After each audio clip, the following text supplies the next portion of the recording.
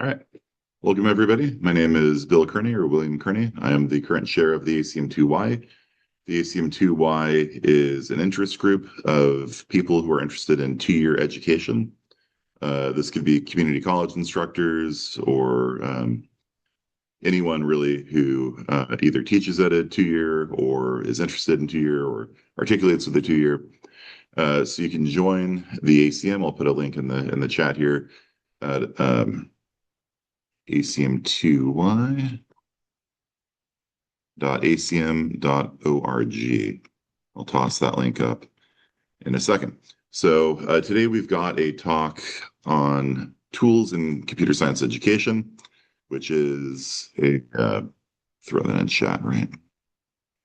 Which is a great topic. We're computer science professors. We build software. And so all the different neat things that people have done with software is really interesting. And so I'm really excited to hear from our two speakers today. We've got Sam Ogden from CSU Monterey Bay. We've got Adam Blank from Caltech. And Sam is going to go first, and then he'll talk for 20 minutes. If you have questions, post them in chat.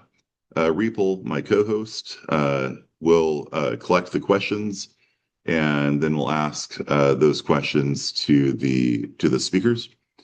And then we'll have about 10 minutes for questions. Then we'll move on to Adam, and he'll have 20 minutes. And then same thing, if you have questions for him, post the questions in chat, and then Ripal will ask the questions to Adam after that. And then we will wrap up with a final statement from Ripal. Okay, so Sam is up first. He is the assistant professor of computer science at CSU Monterey Bay, which is a beautiful area. Monterey is just absolutely lovely. He teaches course in operating systems and machine learning. In fact, some of my students have transferred through Monterey Bay and have taken classes with Sam there and enjoyed it. He earned his PhD from Worcester Polytechnic Institute and previously worked at IBM in the A6 division. He enjoys building tools that automate the boring parts of his life, both in and out of the classroom. Sam, take it away. Let's see if we can get you unmuted here and Exactly spotlight. what I just messaged about. Hi, thanks for the introduction. So what I'm going to talk about today is I came up with the tool to automate a part of my life that kind of bugged me a little bit. And it wound up being a quiz generator for both Canvas and PDFs, but I'm going to focus on the Canvas aspect because I think that's been really useful for a lot of my students. So the core idea behind this was that if we can solve a problem in an algorithmic way, then I figured we can give a solution and a walkthrough for it in an algorithmic way as well. And so basically what that is we can generate an answer and explanation for a lot of things. And this means that we can generate a lot of variations of questions on Canvas. So what it kind of looks like is on the left here is a question that I wrote last night. That's just a basic math question. It uses SymPy and generates an equation of some sort and says, hey, what's the derivative at this location? And the numbers here are all randomly generated. I generate a base between or a slope, and I generate an exponent, and then what point to evaluate at. And then I can, for each random variation, generate an answer, a couple of different variations of it, and then a walkthrough of how to get to the answer. And even if I want a picture. I've used this in a bunch of different things. And so having this ability to say, here's one variation, here's another, and here's 500 variations, practice this as much as you want, has been really helpful to my students, I think. I'm actually on another desktop grading right now, and I'm noticing how well it's working for them. So what this really comes down to is this is just a snippet of Python code. And I know it's not always the best thing to have a chunk of code in a presentation, so I've tried to keep it to a minimum, but this is here to show you that this is what that question is. It generates a couple of numbers at the beginning and then a body for the question. And that is the core of what it actually takes. And so in under about 30 lines of code, I can make a question that tests students on polynomial derivatives. And it took me like half an hour, 45 minutes to write this last night. So, for the explanation, it's a little bit more, but same sort of idea of we just walk through and say, this is what it is. And then I have a helper function that's making an image for it. So first thing to get out of the way is how to set it up and configure it. And I put this on PyPy yesterday. So actually installing it is as simple as just saying pip install quiz generator. It relies on the Canvas API on PyPy from, I think it's University of Central Florida. And it kind of wraps around that to make life a little easier. But all you have to do is set up a Python environment, activate it, and then say pip install, and it takes care of everything for you. I admittedly haven't tested it on a Windows machine yet, but I see no reason why it shouldn't. There's a couple of other requirements, but they should all generally be contained within what the actual pip install is. It's things like matplotlib, and then for some of the advanced functionality for generating PDFs, it can benefit from having Segno for QR codes, but more on that later. Running it, the basic command is just run quiz generator. You give it an environment variable that contains a couple of pieces of information about who you are in Canvas, basically your Canvas API key, what course to push it to, and then a rundown of what you want the quiz to look like, defined as a YAML. And the YAML questions can be these custom ones that I made, or even just text questions. And then it tells you how many variations to push each question to on Canvas. So in this case, I'm saying make me 2 of each of these. So to generate the key, if you haven't done this before, this is something that I've run into with TAs, but you can set it up. You go to your account, and I've apparently broken my picture. Go to settings, and then just say a new access token, and this gives you a lot of power to the Canvas API. I found this really useful for this tool, and a whole lot of other things like grading can be automated really well with this.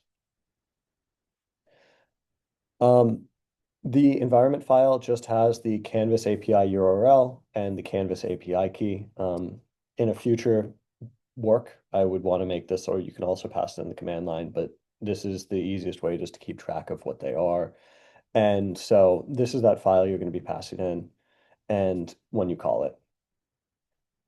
So the YAML file is more interesting. There's a bit more going on.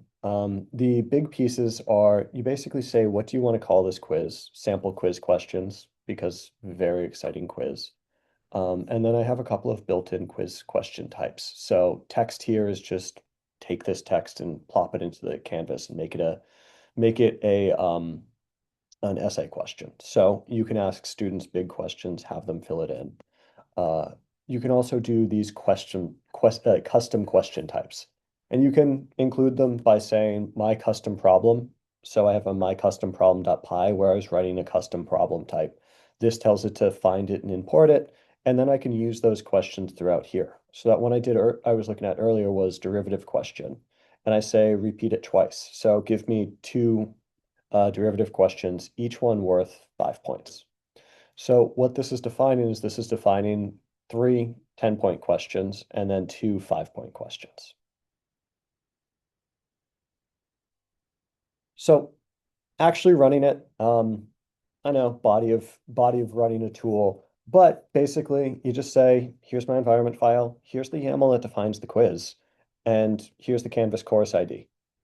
Kick it off, and how many variations I have, kicks it off, makes a whole bunch of questions as you're going, and then at the end has this little summary. This summary, I like it because if I'm trying to say I want this many of this kind of question, this many of this kind of question, I can give it different topics, and it will tell me which of those topics. So for instance, when I'm doing memory management, I would aim for majority of my questions to be memory management, and it will tell me how many questions in that type and how many points are in that type of question. So, um, so for instance, this is one that I generated for my exam that I'm giving yesterday and today in class. And the idea is that I have approximately 2/3 of it is these new topics that we just covered, concurrency and IO. And then approximately a third of it is old stuff that we've seen before, with a couple of general math questions and some programming language questions in there.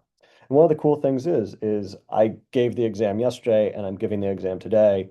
And because the vast majority of the questions are run through this and randomized, I don't need to worry about students having seen them before.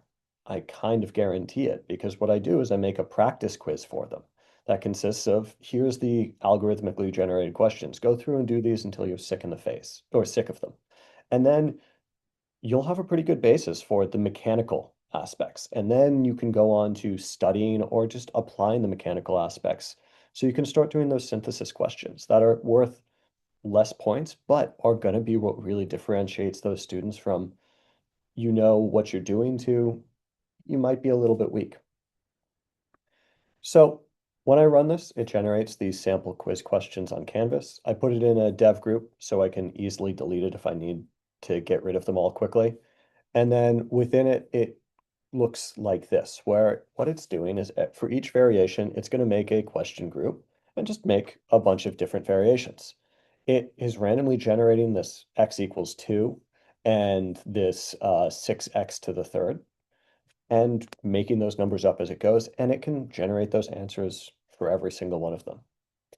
The other question types I had default to just being a essay question. So if you want to make an open-ended question, it gives students a place to put in information. This is where I put the ones that are short answer questions and say, hey, tell me about this topic. Or if you just do a really quick and dirty one, you can get an essay question as a response. And that particular question is a 2-line question. So to write a custom problem, the easiest thing you can do is just do a simple thing that says get the body. And it's in this content AST.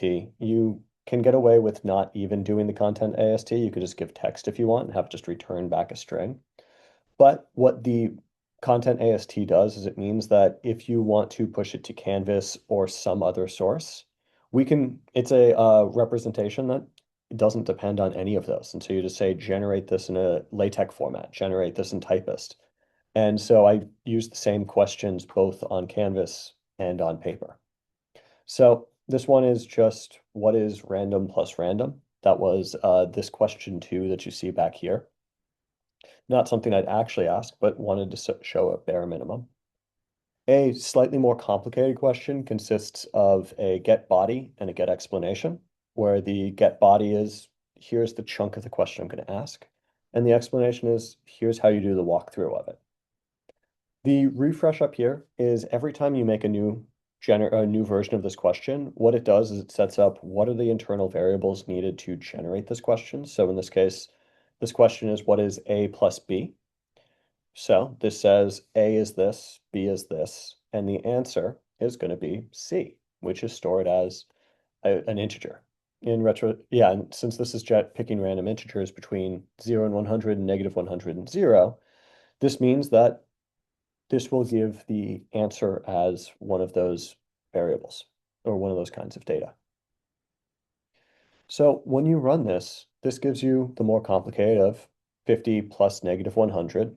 Formatting could be improved, but quick and dirty. And then an answer box of what's C in this case.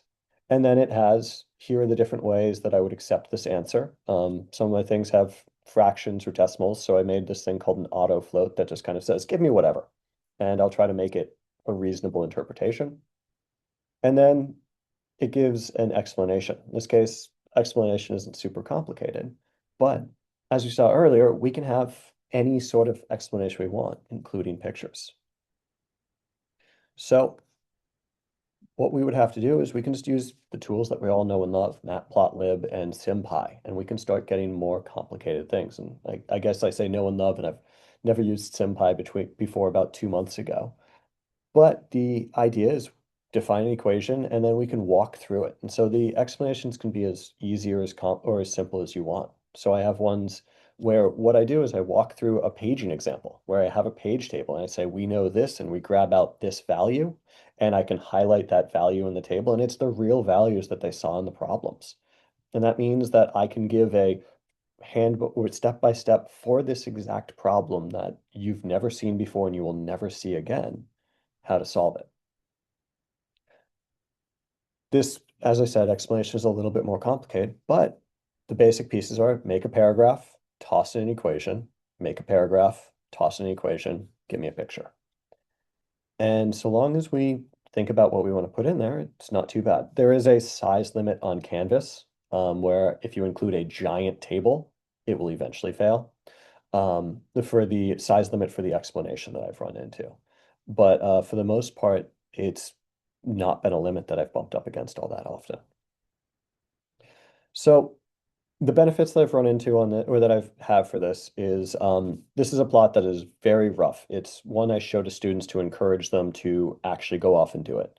And it has a lot of things going on. But if you look in the lower right-hand corner, this is the last exam in my class.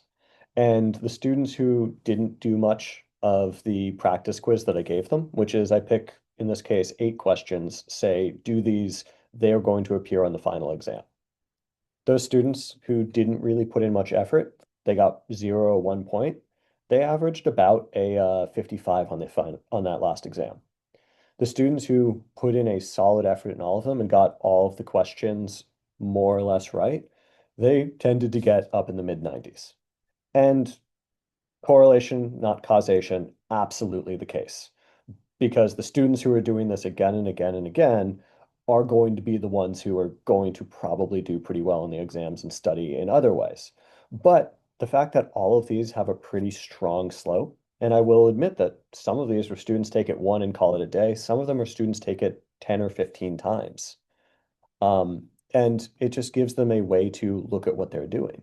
Another advantage that I've heard, or another thing that I've heard students doing this semester is they've been they've been going through and getting an example problem to write on their note sheet to work through as this is what I'm going to have on my crib sheet as the example for what I'm using on the exam.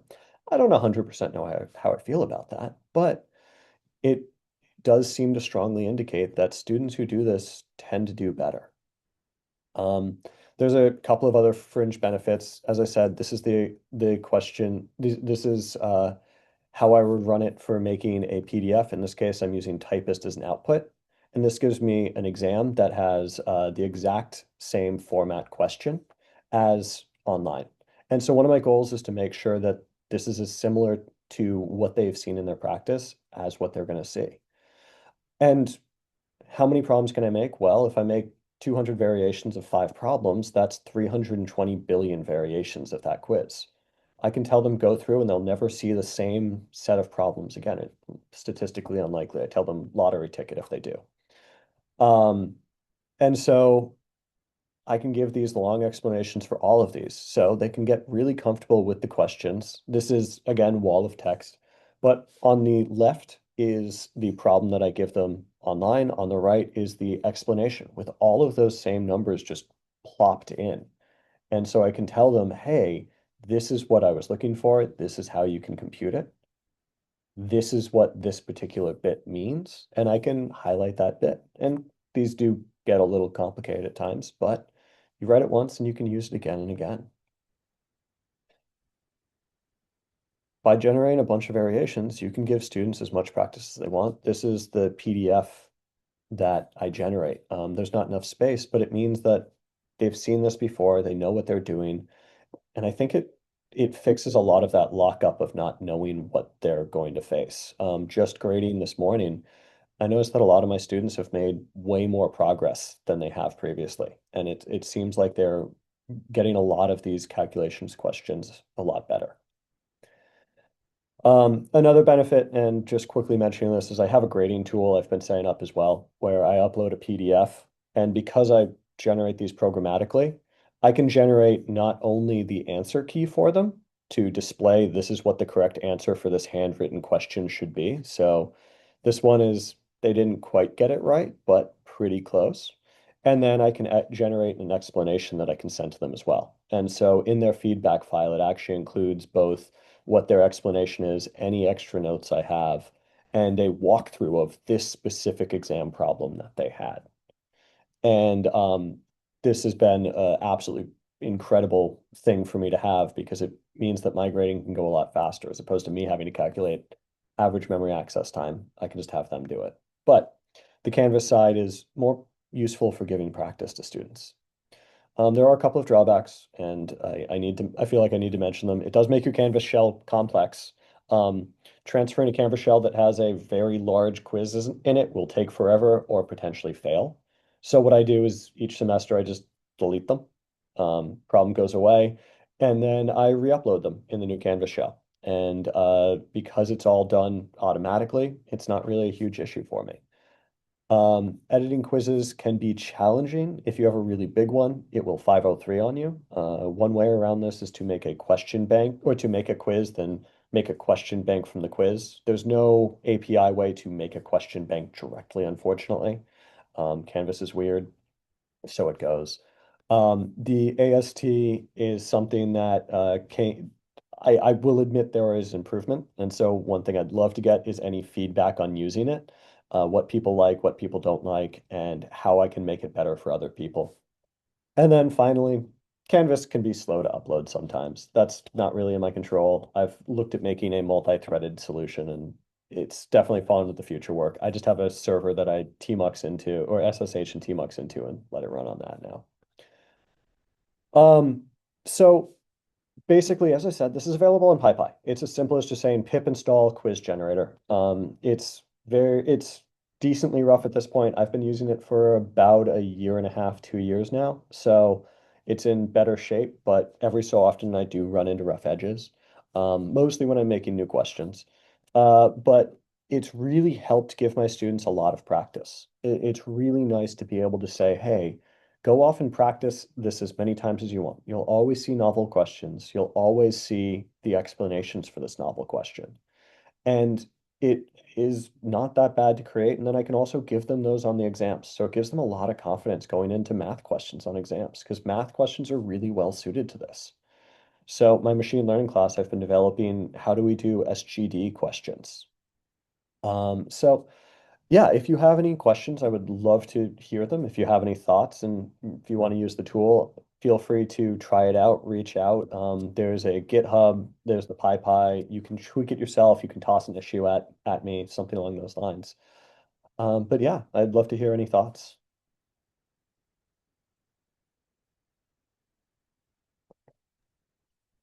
Thank you, Sam. Ripal? Yes, thanks so much, Sam. It was wonderful, like insightful sessions, and it was really, insightful. So the questions, the first question I think is, when you accept the floating point numbers as answers, what level of errors to accept in the answers? The first question. Yeah, so that's actually one of the challenges I face with this. Let me go back to one of those, this one. Basically, so to get it to be registered right now by Canvas, the big thing I was running into is I wanted to make it where I could have multiple answer boxes. The only thing that Canvas supports for multiple answer boxes are strings. They do have a strict, if you have a float, you can give a range. I haven't used that because I've just gone to strings. And so what I do is right now I basically say, if you can round it to an integer, put it in as an integer, give it to me as a fraction that has base up to like 200 or a denominator up to 200 or up to 4 digits for my float number or for a float. I am always trying to think of more ways to combat that. I also think I have it so it's rounded to a reasonable number. So even though it defaults to 0.25 or to 4 digits, if this would come out to be like 50.25, it would round it to 0.25 as well as 4 digits.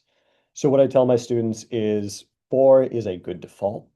And then feel free to shorten it to a reasonable point, or give me a fraction if a fraction makes sense. But that is something that I've been trying to figure out how to address myself.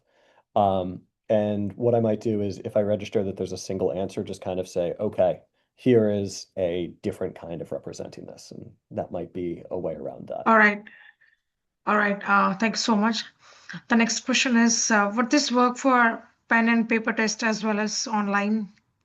Yeah, totally. And that was one of my main goals. So as I said, this is the pen and Right. paper output. Mhm. Basically, there would normally be more space here for students to work, and you can control All that as right. but the Okay. same YAML file can be used for both. And so this is actually an example of a student turned in this pen and paper version of this. I scanned it in and managed to grade. This grader is something I developed like a month ago. So even before then, this has been generating my paper exams for approximately a year and a half now. And yeah, All right. every question is unique, and it students were confused I the first time think they got a randomized exam. that's it. Okay. So I think no more question now. So thank you so much, Sam. Like any other questions from the audience? I guess no. Yeah, thank you. Yeah. And if you have any So questions, yeah, feel free yeah. to reach out. Thank you. Thank you so much. Thank you.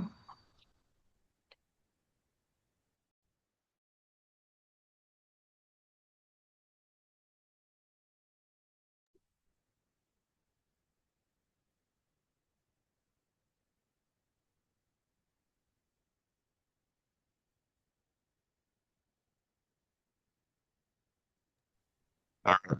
So next up, we have Adam Link. Adam is a teaching professor of computing and mathematical sciences at the California Institute of Technology, commonly known as Caltech.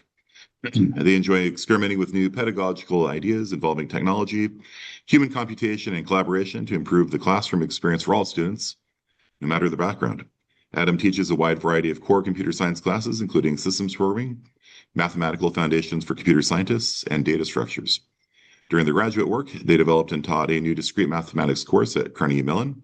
Then they taught in the Paul G. Allen School of Computer Science at University of Washington full-time for 4 years.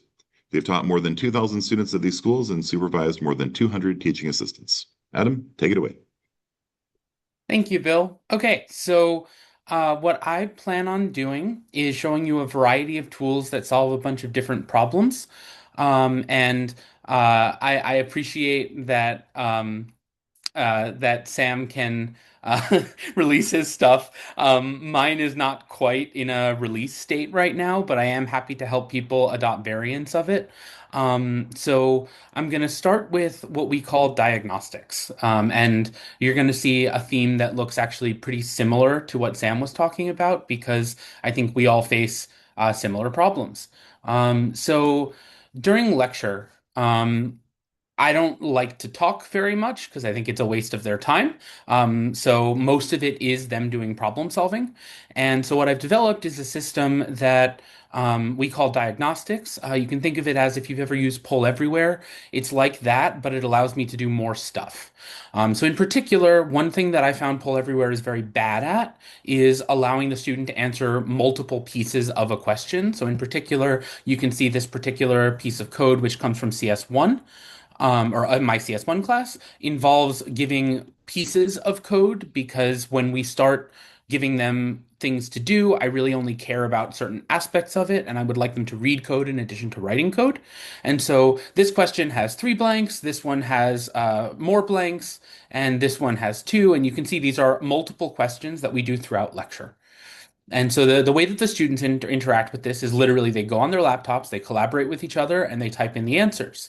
And then on our end, what we receive is something that we can look at in the terminal. So if I go ahead and go into my grader, what I'm going to get back is all of the student answers in terminal UI. And this has already been graded, so you can actually see the green is correct and the red is incorrect.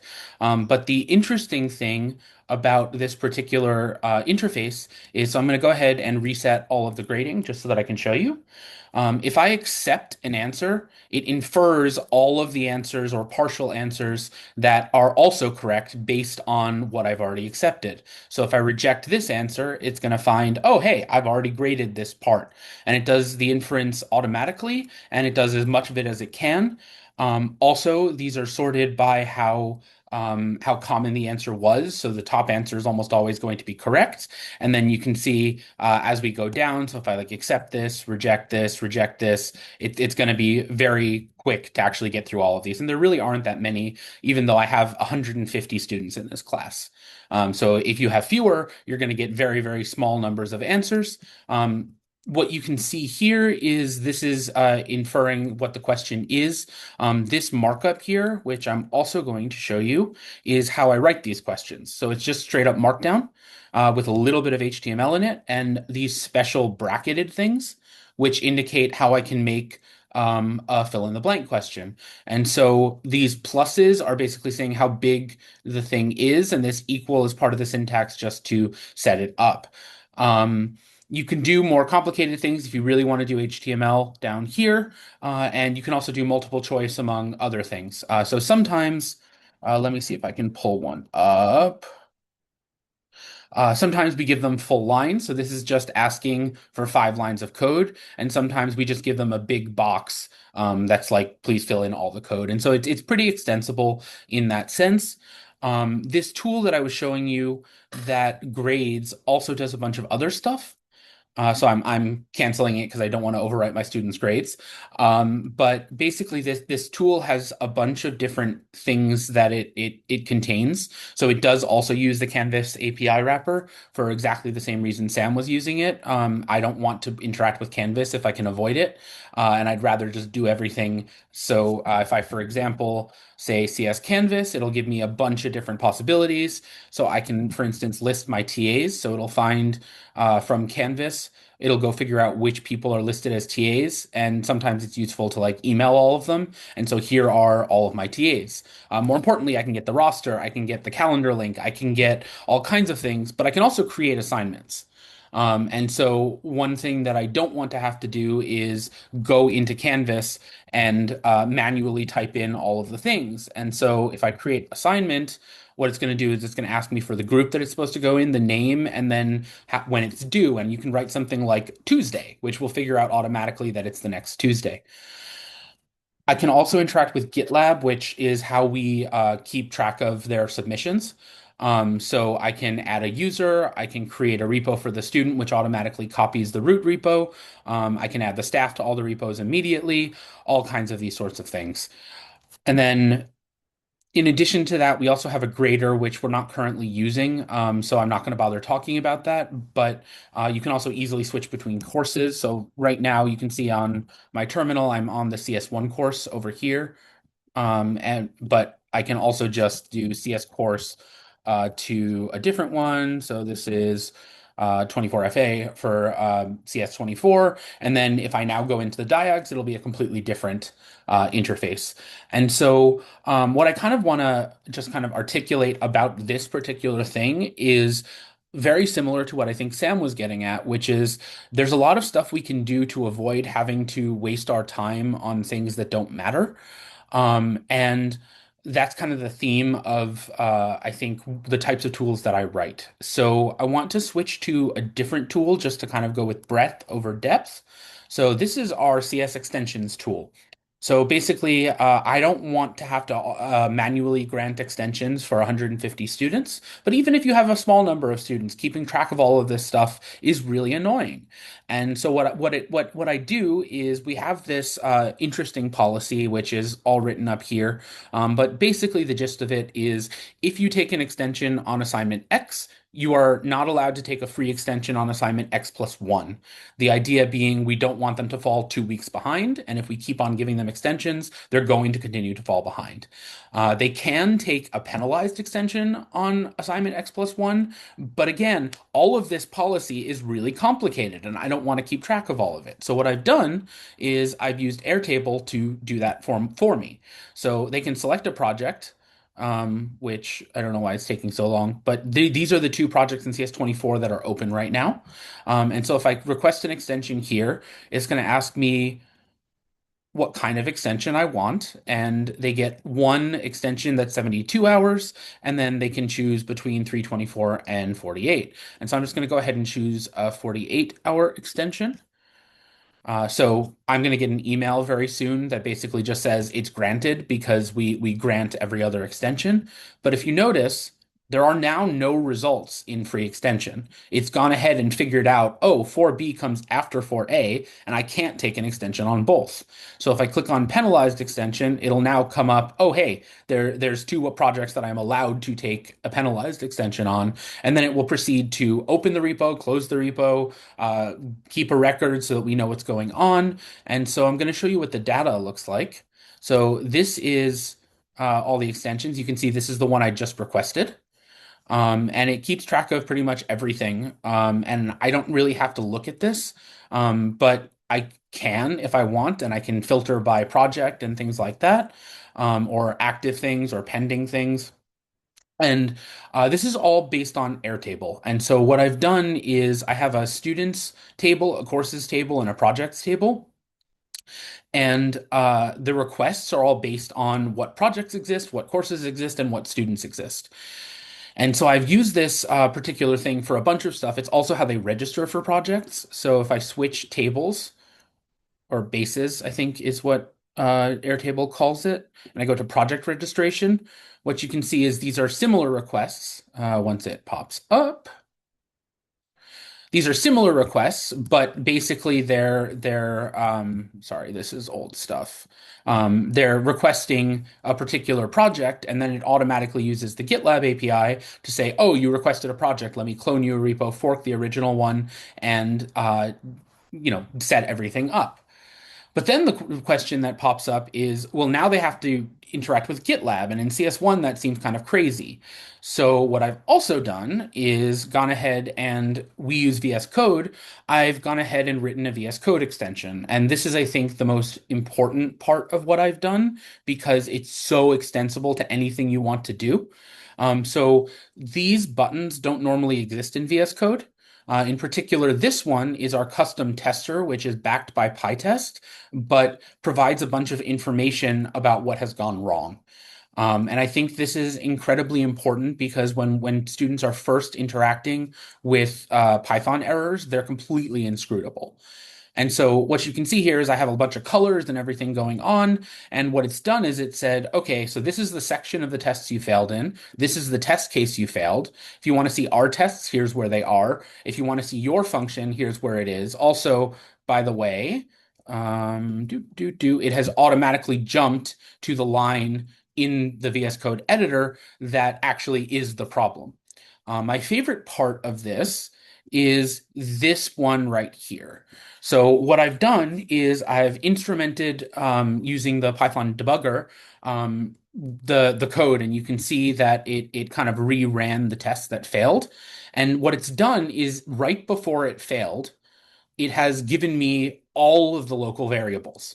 And so now instead of the student kind of trying to trace through code, figure out what's going on, we can see, oh, n was 0, j was 1. And that's when the problem happened. So probably if since we have a bunch more than that, it's going to infer that, this line was the error. And in fact, it is because I just changed true to false. Obviously, this function always returns false, which is clearly wrong.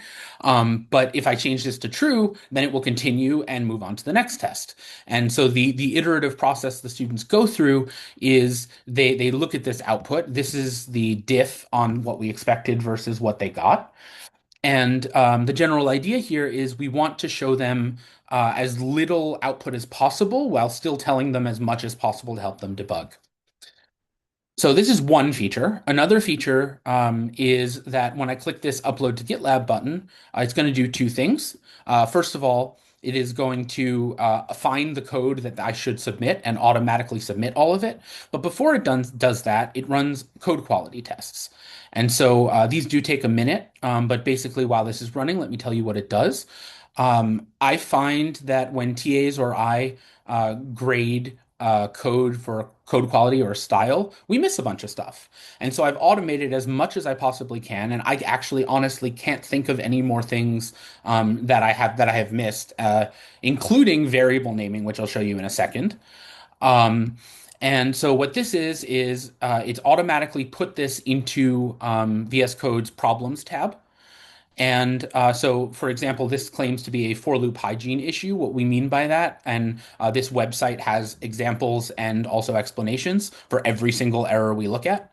But what it means by that is I did for n in range of len of ship, and it really the only usage of this was ship of n. So I probably should have just done for piece in ship or something like that. And so it's trying really hard to force the students to understand, actually, you really should have not used a range loop here. So I do want to go to that website really quickly. So this is our homepage. And if you go, I'm just going to jump directly to it. We have a ton of things we're testing. And so it automatically jumps using just hashtags to the actual place. But just to show you a few of them. So we're doing things like checking their variable, their casing, but we're also doing things like checking dead stores, right? So like, did you go ahead and just set something to what is this example? I don't remember. Yeah, so like is odd equals false, and they just didn't use it anywhere, right? Or alternatively, if they do the thing that a lot of intro students do where they initialize it to a new list or something and then immediately overwrite that list, and that indicates that they clearly don't understand what that first piece of code is doing, and so we want them to think about it. But it also does more crazy things, like figuring out if they're doing a Boolean comparison, right? So this equal true is not necessary. Here, this should really just be return first is less than second. Here, they've actually written an if statement that's completely irrelevant that they never should have written, and it checks all of these things. It also checks things like code duplication, and the way that it's doing these sorts of things is walking the AST and doing a bunch of really interesting analyses on it. I think this file is about 3,000 lines long or something like that. But it does everything. So I mentioned previously that we also do variable names, and this is where I think it gets particularly interesting. So I'm just going to run this one manually because we haven't deployed it yet. But basically what it does is it takes each function and feeds it to an LLM, and then asks the student, hey, the LLM thinks your variable name here is not good. And what do you think? Right? Do you agree with this? Okay, so in this case, there weren't any, because I think I didn't write any bad variables. So I'm just going to call this foo and then run it again. So what it's trying to do here is it's trying to make them think about their variable names, which also gives us data, which we can then feed back in to fine tune the model. And ultimately, we're going to end up hopefully in a place where I may not have the most recent version. I apologize. I don't think I have the most recent version of this going on, but it should put up a prompt that says, here's what I think is wrong with this variable. Here's where it is. It jumps to it automatically and asks the question, hey, what is this a correct variable or not? If it is a bad variable name, then it stops the program and makes them fix it.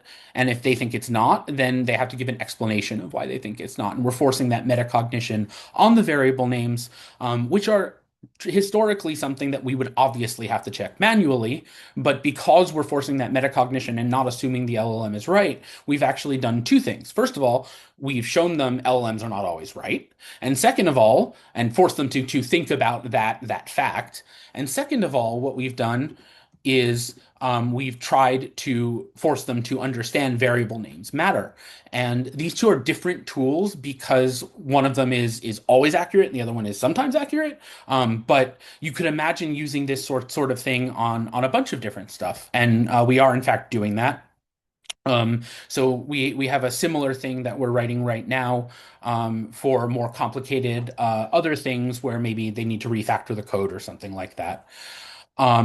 So back to the tool really quickly. I just kind of want to show you, this is really not the VS Code extension, which seems like it's very complicated and hard to work with, is actually not that much code. So I'm going to go ahead and open a dummy extension that I wrote this morning.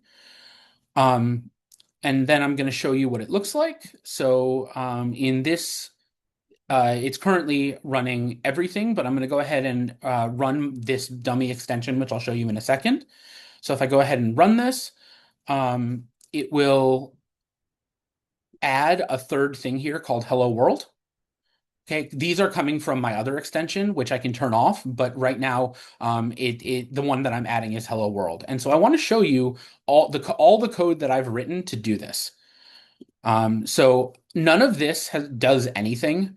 This is the way that you register a command. So if you want to put something like that, you can put into the box as a command. You just say, okay, register command. And then in this case, it's showing a little box in VS Code, which says hello world from test.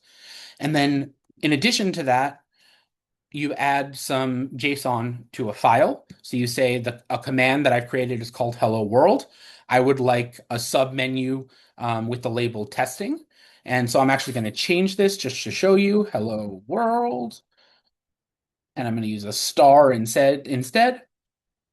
And then I'm going to just say in this submenu, I would like test hello world. And so I'm just going to go ahead and run this again.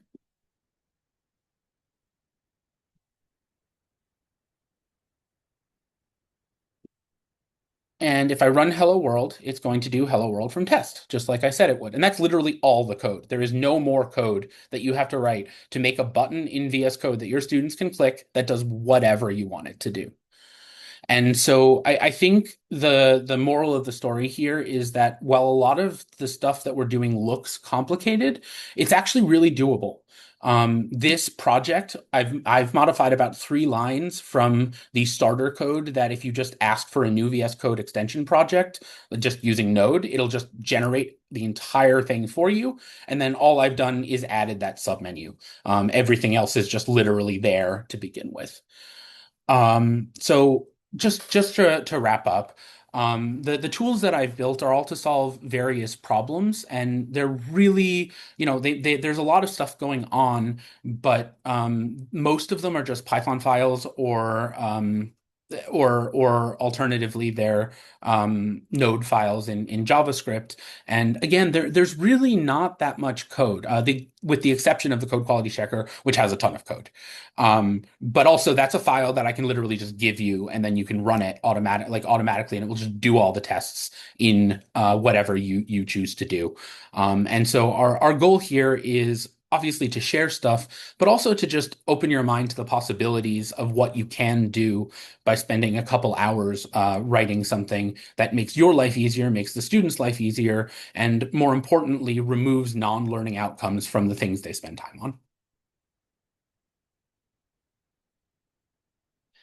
And so I think I'm going to wrap up there, if that's okay, and answer any questions, because hopefully there are some questions. Yes. Hi, Blank. It was a wonderful session. So the first question from Bill is, do people ever take the 3-hour extension instead of 48 hours extension? That's the first question. Yeah, they do actually, because the intention here is they're telling us how much time they think they need. What we do sometimes do is they'll be like, oh, hey, I took a 3-hour extension and I really need the 24-hour extension. Can you edit that for me? And I just say yes. Right. And so as a result of that, they're being honest and they're saying like, no, actually, I'm almost done. I'm really almost done.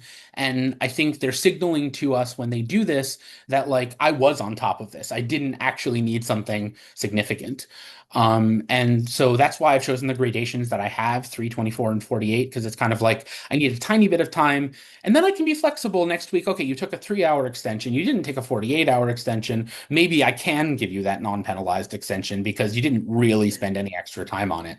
And so I think they understand that this is a contract they're making with us, that hopefully they're being honest and we're being honest and being as flexible as possible.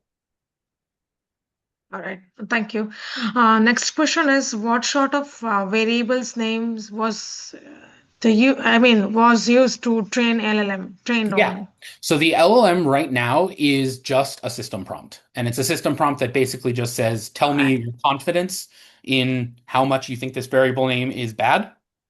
I give it some suggestions on what bad variable names are, and then it gives the variable name and it gives the line of code that it's in, and that's it.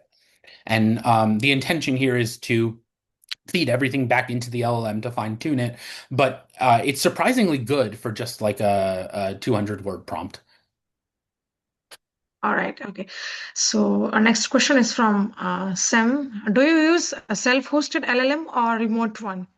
Yes, we were using ChatGPT, and then recently I was able to buy a local machine. We're running OSS, so the open ChatGPT model. We managed to get a machine that was good enough to run the 120 billion parameter model. But before that, I was using the 20 billion parameter model. Um, yeah. So what are the specs for that machine? So the really nice machine, it's the high-end Apple Mac Studio. So it has, I think it's 60 gigs of GPU, which is pretty crazy. But it's actually not as expensive as you might think. It's a $5,000 machine, which is a lot, but I'm intending to use this across campus. And so I've asked my provost for a $5,000 grant to pay for the machine. That said, before I was using the $5,000 machine, I was running the 20 billion parameter model, which is significantly less intensive on, I think, a Mac Mini is what I was using. And it actually runs, it takes about 30 seconds sometimes, which is a lot, but it's very doable if you're willing to just let it run in the background. And so you can do this for like $1,000 if you really want to. Okay. In continuation with that, what are the specification for that machine? If you can share roughly, like, Yeah, it's a 60 gig GPU machine, and you just need a lot of okay. GPU. The CPU doesn't really matter too much. Okay. Okay. So thank you so much. I think that's all from the questions. I guess, yeah. I hope there are no more questions. Well, Okay. Yeah. Yeah. we got eight Yeah. minutes left. So thank you, Adam. And like you said, Thank you. just opening our eyes to what's possible. Because I've never written a VS Code extension before. I guess assumed it'd be very complicated, and just seeing that, I'm like, oh, I didn't know that, and Yeah, that that was was pretty. exactly my feeling going into it was like, oh, this is going to take me weeks. And it was like, oh, hey, I had it written in a night. And I've made improvements to it, but since then that like a lot, I've spent a lot of time on it, but just getting something very basic that saves you and the students time really is a 2 hour endeavor. Yeah, that's super cool. Thank you so much for that. Mhm. And since we have a little bit of time, I'll plug Bridges by UNC Charlotte a little bit. I've been working with the Bridges people for let's see if I can share my screen on that. Let's see here. Oh, yeah, over here. So the Bridges tool from UNC Charlotte allows you to do visualizations of like data structures and things like that. So my students do Dijkstra's, and so this is a variant of the nifty mountains problem, where you're trying to find shortest path, but it's on a grid. So I mean, it would always just be a straight line between 2 points. So the distance between elevations is actually the cost. And so what you can see here is that it tries to follow roughly even altitudes and avoids mountains and things like that. And if you run, and you can pull, I have my students pull, actual geographical data and then find shortest paths between 2 points. And you'll actually see that a lot of times the highways in real life kind of follow the ones that their Dijkstra's does. Bridges has OpenGL is not available. Okay, well, Bridges has a interface for OpenStreetMaps, and so that one there, which I guess doesn't render on this machine, I actually grabbed the local streets from around my college here, and I had students route to the nearest Chili's, um, uh, and it can render. It's a very small binary tree. It can render binary trees and things like that. It's pretty neat. There's data sources. You can get earthquake data. You can do graph theory kind of stuff on it. So this has all the cities in America, and then they did a convex hull algorithm around it. These lines probably should be straight, but it's doing convex hull, wrapping around it. And well, if you guys want to check that out, the Bridges website is right here, bridgesuncc.github.io. And I'll post that onto the chat as well. And that's just a little thing I wanted to mention. I've been using it in all of my classes for a number of years, and I'm a big fan of their project there. So, Ripal, would you like to say some concluding remarks for us?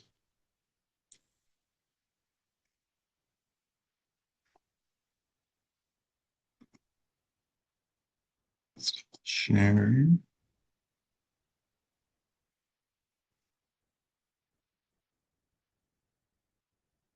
There we go.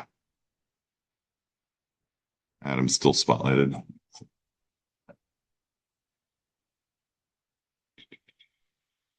Okay.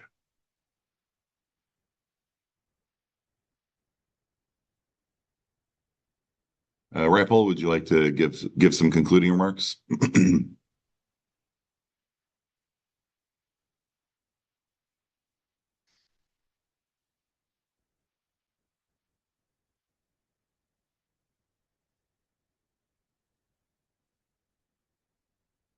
Ripal, can you hear me?